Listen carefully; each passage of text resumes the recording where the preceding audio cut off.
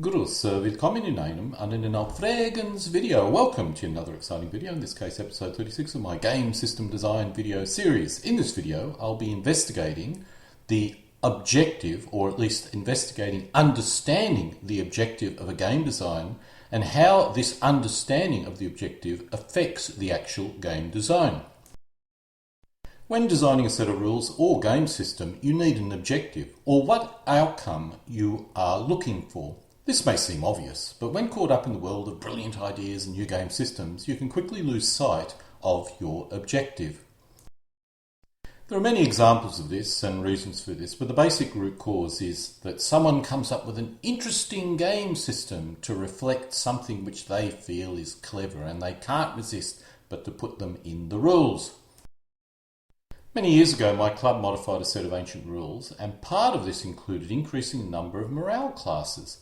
The old rules had veteran and elite, so we decided to add elite, veteran, etc, etc.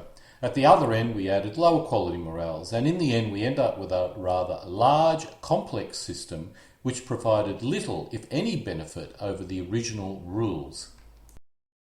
Even when we think we have an objective, we may not fully understand what the objective means, or worse yet, we may not even understand what we want from the rules in order to meet that objective. We may wish greater historical realism, which may end up with so much complexity the rules become unplayable. Alternatively, we may add rules to increase historical realism, which has the opposite effect. Finally, we may not even understand why we want greater historical realism, and that always ends very badly indeed. Understanding what objective we wish to achieve will allow us to discover other methods of achieving that objective without destroying the playability of your rules. But if we lack an understanding of the objective to be achieved, we can never see alternatives, or basically never see outside the box. As an example, I came to a stunning realization recently concerning my journey of finding an optimal set of rules, which I will briefly outline in this video as an example of the importance of understanding what objective you wish to achieve. When I returned to the figure gaming hobby back in 2013, my main objective was to find a set of rules. One thing I did get right back then was that before you consider the figure, you need to first bed down the rules, as the rules influence the figure scale, mix and basing that you will need to use. I started with the ancient period. I'm uncertain why I did this now, but that was the situation I found myself in. I started researching rules and identified DBM version 3.4 and DBA version 2 as my rules of choice. At this time, I was not interested in designing any rules. I was only interested in finding an existing set of rules. This path was reasonably successful, but I found DBA too simple and DBM took too long to complete a game. It was not a serious issue, but was annoying, but at least I got my initial set of rules, I based my figures, formed my armies, and basically had a force mix to start playing with. However, my gaming comrades moved to DBMM and DBA version 3, and while I did dabble in these rules, I moved country once again and lost these opponents, so I never went down the DBMM path to any great deal or detail. While my experience with Ancients was positive, my primary interest was really World War II, so in my new location I now started the search for World War II or Cold War rules. Unlike Ancients, this was far harder, and after trying a host of rules, Spearhead ended up being the winner. While I liked Spearhead and it gave me a good game, I was never fully satisfied with it. It was about now I started thinking about game scale, game balance, and the type of game I preferred. When I originally engaged in ancient figure gaming, I originally felt I could use DBM rules to recreate actual historical battles. This did not work out, and I moved back to a points-based system using army list very quickly. For World War II, my points-based Spearhead games did not work very well, and as a result, I had the opposite problem. I needed scenarios. Once you move to scenarios, you think of historical scenarios as your guide. The issue I had was that for regimental scale games, there were few interesting scenarios to base games on with adequate information to create scenarios from. I came to the conclusion I needed to move to a different scale, a divisional game scale. At the divisional scale, I turned to Corps Commander, a set of rules I used for Cold War conflicts back when they first came out. When I investigated the rules back then, I came to the conclusion they were far too complex to allow me to command corps, and even at a divisional scale, a game really took too long.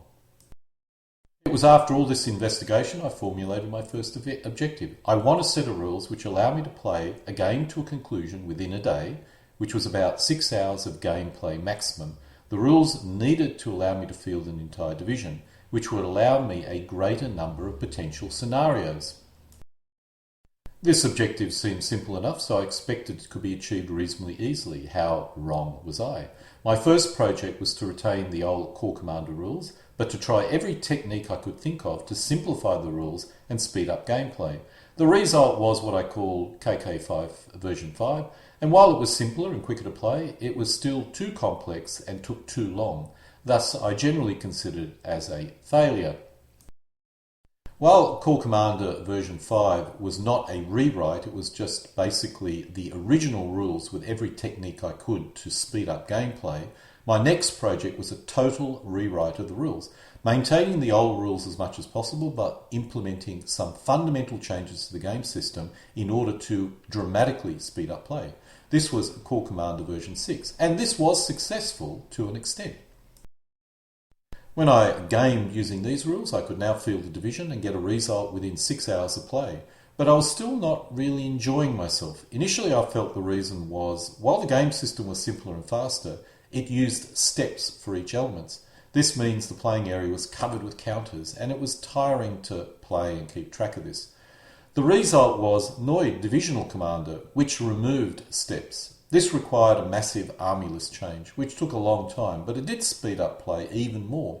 However, I was still not getting the kind of game that I was really seeking.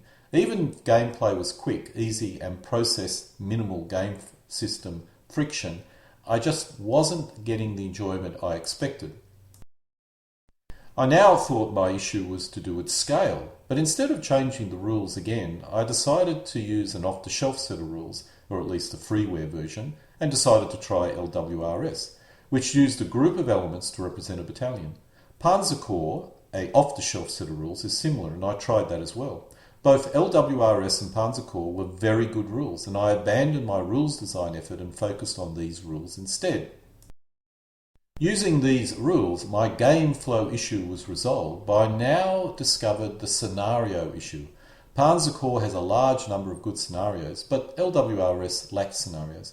While I like historical scenarios for World War II, at the scale of a division versus division, it was not really ringing my bells. I decided a points-based system was a better option in order to generate games using these two sets of rules. By now, you've probably gathered that even now, I did not really understand the objective I was attempting to reach. Because of this, I wandered all over the place. Let's continue to wander a bit more. After trying points-size meeting engagements, I discovered that points-size meeting engagement in World War II do not work. This is something I discovered in Spearhead games many years prior, so I created a simple asymmetrical scenario system. The attacker has a force which outnumbers the defender 2-1 in the first half of the game, after which the defender gets a force as large as the attacker in the second half. The game was decided by objectives taken by the attacker and held by the attacker at the end of the game. This worked, and I found it worked very well indeed. But then, after about a dozen games, I noticed all the games seemed the same. I could change nationality, so in one game a 1939 German Panzer division would roll over a Polish infantry division and then be counterattacked by Polish mech and cavalry brigades. If I changed nationalities, I could now field a 1945 German SS Panzer division, which rolls over a US infantry division to be counterattacked by US armoured divisions. However, the flow seemed to remain much the same. I got a number of good games from this simple idea, but I quickly exhausted its potential. If I altered my force mixes, it did change the game a bit, slowing down or speeding up different aspects of the scenario, but the game flow seemed to remain much the same, using a fairly simple structure as I've described. The only thing which changed when I slightly changed the force mixes was the speed of play at any specific point in time. This was an effect which was prevalent with historical scenarios as well. If you play a scenario enough, it eventually becomes boring. I suspect you can get 6 games from a scenario before you need to move on to a different scenario. The same effect was occurring with my simple asymmetrical scenario system. After this experiment, which at least got me quite a few good games, I once again felt the issue was scale related. I felt I needed to command more than a division over a wider area. I went back to my rules, and now my elements represented a battalion. I called these new rules Neue Corps Commander, but once again I moved country and lost my opponents, so this project ended. Lacking any World War II opponents in my new location, I had to change my period once again and move back to Ancients after I found opponents with 6 mil ancient armies. However, in this location, DBM, DBMM or DBA was not popular, and it was all homegrown rules territory. I never tried any of these, as none seemed complete, but I did suggest Philip Sabin's Lost Battle, and there was a lot of interest in these sets of rules. I picked up Lost Battle's book, at least, many years prior, but never used them for a game, so I created a grid-based playing area and printed out a reformatted version of the rules and started refighting historical battles. This was surprisingly successful. Even I was a bit surprised at how good the rules were in terms of giving me fun games. I tried a reasonable number of different Punic War battles, and my opponents purchased the rules as well. But then we were noticing something about the scenarios. The scenarios focus on commanders to achieve play balance, and the simplicity of the rules was losing its appeal. I like the rules, but its very simplicity reduced the repeatability of the rules. I think the Napoleonic Blucher rules are very similar. Those rules are highly abstract in order to achieve speed of play, and this level of abstract gameplay reduces the repeatability of the gameplay, or at least the appeal seems to disappear over a number of games. Once again, about half a dozen to a dozen games. The original Lost Battles was a board game. The figure game version was an afterthought to an extent. I did buy a copy of Legion, also a Philip Sabin set of rules, to see if that could give me a better experience, but I never extensively tested it, mainly because it forced me to use hexes. While I was waiting for my copy of Legion, some of my old Napoleonic opponents became available. These old gamers were re-entering the hobby, and they wanted me to find a good set of Napoleonic rules. I had been briefly looking at Napoleonic rules prior to this and was focusing on bloody big Napoleonic battles, Blucher and Age of Eagles, but at the same time I had an interesting idea. If the Lost Battles board game could be converted into a figure game format, why not do the same with Napoleonic board games? Most of my old gaming community were old board gamers, and one set of rules we played a lot back in the day was the old SPI Napoleonic War system, which in turn was based on the old American Civil War blue and grey system. So off I went and with some minor changes created a figure game version of Napoleonic War. As all my gaming opponents knew these rules, and they were very simple indeed, they worked very well. Initially we refought the old scenarios such as Wagram, Gina Austerlitz, Borodino, Ligny, Battle of Nations and Marengo. Then we tried to create new scenarios, but the effort involved in creating a scenario was significant, and the player creating the scenario would find playing that scenario incredibly boring. However, even with this issue, we were getting a lot of good games. More importantly, each game was generally only lasting about 4 hours, which was a really good sweet spot. Allowed us to have 2 games in a day. As converting SPI Napoleonic War into a hexless figure gaming format seemed to work, I decided to do the same with the old SPI pre-stag rules. Initially I used hexes, but that quickly moved to a hexless formation or format, as I don't really like hexes on a playing area. This also worked very well, and I got a reasonable number of games from these rules, although the number of opponents I had available was significantly less than Napoleonic opponents. Then I converted the old SPI Modern Battles into a hexless figure gaming format and initially refought the old SPI Cold War scenarios. This quickly moved on to World War II. This also worked very well when refighting historical scenarios. I even created a 4x6 foot playing area of the Ardennes area in order to refight the entire Battle of the Bulge. This is the template I used to create the playing area. This required the scale up option in my rules, but it did work, which was a surprise to me. I did use this playing area for other games as well, as it was a rather interesting playing area and gave gamers a lot of options. Now, if you remember at the start of the video, I was initially looking at refighting historical World War II scenarios, but never succeeded in achieving my objective. Without trying and totally by accident, I had achieved my original objective. And so I came to the conclusion that my main problem over the last 6 years was that I really did not know what I wanted to achieve. As Seneca once wrote, if a man knows not which port he sails, no wind is favourable. It's comparatively easy to select a period and scale, but when it comes to the gaming experience, that is much harder to define. The best way of identifying what a gaming experience you wish to achieve is to remember a game where that experience was achieved. It so happened that for myself, I had experienced the type of gaming I wanted many years earlier when I played the SPI Würzburg game in a board gaming competition. But because I was trying to find that experience with figure gaming, I never really thought about going back to these old rules to identify what about them gave me the experience I was after. If I'd clearly defined what my objective was, I could have quickly culled out paths which were not going to get me anywhere that I wanted to go. In my case, it was converting the core commander set of rules into something which would achieve that experience. That was never going to achieve this hidden objective, or if it was, it would require a hell of a lot more work than I had currently put into it. I have no doubt I would have got there eventually, but by using the SPI Modern Battle rules and converting into a figure gaming format, I achieved it quicker and simpler. As an added bonus, I achieved this with a set of rules so easy to understand and use, it was easy to teach other players, particularly new players. One main reason why I went down the board gaming path was to have available a very simple set of rules which I could easily teach someone else, particularly new rules, because as I moved around a lot, I was lacking gamers. There's nothing wrong with complex rules, I must point out, but both players need to know the rules before you can have a fulfilling game. With simple rules, this can be achieved very quickly, and you can even have a fulfilling game during the teaching process, which is not really possible with complex rules.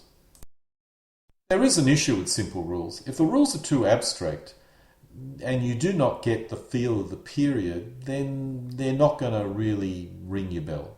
I discovered this was the case with Lost Battles and Blucher, but as both of these rules are closer to a board game than figure game, where the feel of the period is not a factor, this is understandable, but converting it into a figure gaming format or trying to use it with figures, it was a major issue, at least in my opinion. The other issue is if the rules are too simple, they become closer to a game of chess than a figure game.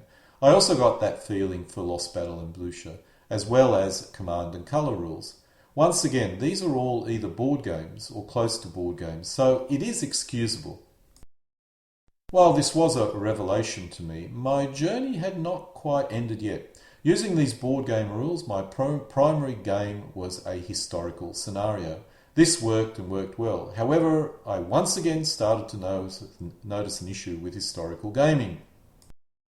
Some historical battles can never really be reproduced easily. Austerlitz is almost impossible to reproduce. The Allies never make the error that they did. You can mitigate this with victory conditions or special rules, but that's never really very satisfying. You can still have a good game, but you never experience the thrill or despair of a brilliant move against an opponent.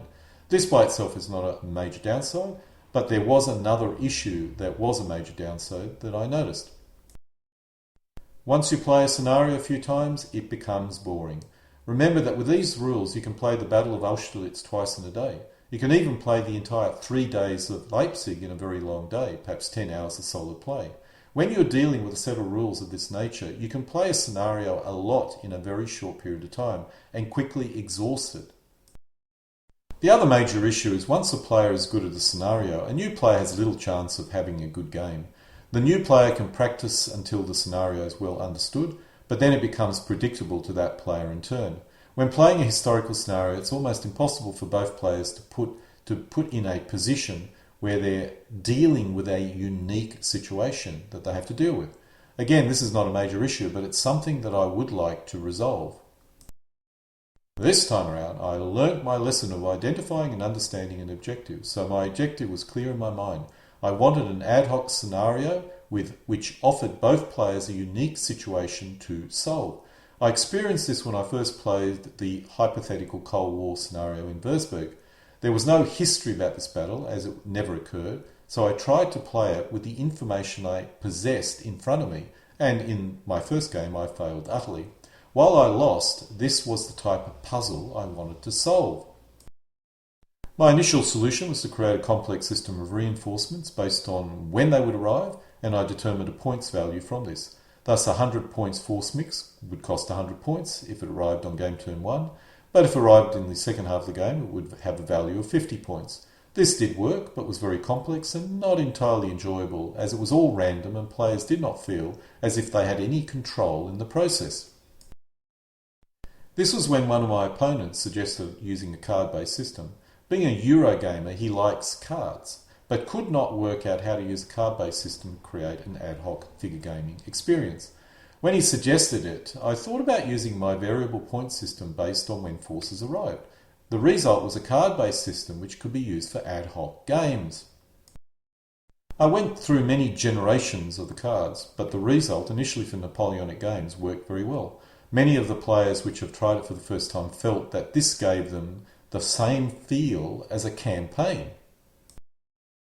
I've tried using this system for games many times, and my largest losses were when my tactics failed to compensate for the enemy's strategy.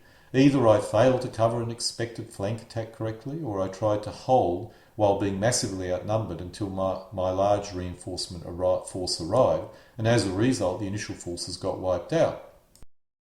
As there were no historical precedents, I had to try and second-guess my opponent's plan with my own and ensure I made the correct operational decisions on the playing area. As a result, with assistance from my opponents and an understanding of the objective I wished to achieve, I resolved my initial objective quickly and in a manner which satisfies me. The rules test is that I have no desire to go back to my earlier conversion of Corps Commander, and while I still play other rules such as DBA, DBM, DBMM, Spearhead, LWRS, Panzer Corps, BBMB, Age of Eagles and Blucher with opponents who also know the rules, when it comes to new players I always fall back on my board game conversions, P17CW for Ancients, Napoleon at War or Grosse Schlachten for Napoleonics, and Modern Battles or Neue Schwerpunkt. And so that is my tale. Now for something more useful. Whether you are designing a set of rules or wish to find a suitable set of rules, the lesson seems to be the same. Define your objective. What makes up an objective can be rather complex, but we can define a few of the key points. The simplest is period and scale of figures. That decision goes beyond just the rules and is designed to meet the objective of the modeler or gamer. The next is simple game aspects. How long do you wish the game to last? How large a playing area to prefer? Do you wish a clear conclusion, such as a winner or loser? Or is it not important? How many figures do you wish to see on the playing area? Do you prefer team games or one-on-one games? When we drill down into the game in more detail, do you prefer historical battles or points-based battles? If something you have read has inspired you into getting into figure gaming, what scale of conflict did it cover? Was it an action of individuals, groups of men, battalion, regiments, corps, or entire armies? All this will help you to arrive at a game scale. The final aspect is feel. This is normally derived from written accounts of battles. Written accounts of Jackson's performance in the Valley campaign may inspire you to create a single engagement or a whole series of battles or an entire campaign. Note the historical decisions which made those interesting or that interested you the most. This will tell you what kind of decisions you want to be covering in your rules. As I described earlier, I enjoy the experience of a specific board game, a Würzburg scenario, and wanted to reproduce the type of decisions I needed to make in that game. This will tell you how dynamic a game is required, which impacts scale and the scenario details. I've not covered aspects such as game complexity or game playability. I often find these factors are influenced by all the non-game system decisions which have been covered already in my video series. If you're interested in being able to form a square in order to counter a cavalry charge, then the scale will be very small and the historical complexity comparatively large. If you want a command core to defeat, hold or retreat, then the scale will be large and the rules complexity low but playable. Game length will also tell you how many figures you need to field, how large a playing areas were required, and how complex or playable a set of rules need to be. I have to admit, a lot of this is rather vague, and whether you do, I have no doubt a lot of research and playtesting awaits you until you achieve some sort of sweet spot in your seeking of an objective. But even when you hit the sweet spot, it's highly likely you will move on to another sweet spot at a later date, which is an important aspect of the figure gaming hobby. And so this concludes episode 36 of my video on game system design, in this case analysing understanding the objective when undertaking game design. Alle guten Dinge kommen zu einem Ende.